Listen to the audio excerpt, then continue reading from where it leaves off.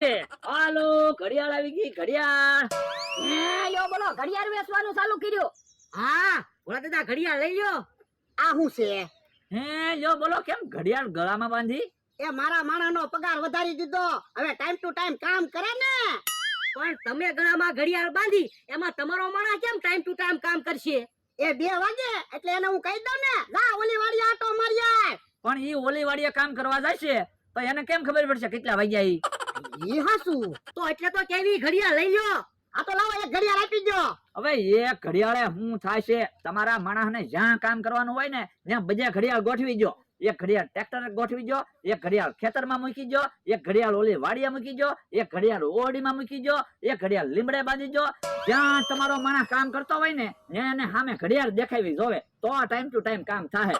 આ ઈ હાસું. બધી ઘડિયાળ આપી દો. કેટલા પૈસા દેવાના? 5 ઘડિયાળ છે, 1000 રૂપિયા આપી દો. એ હારું.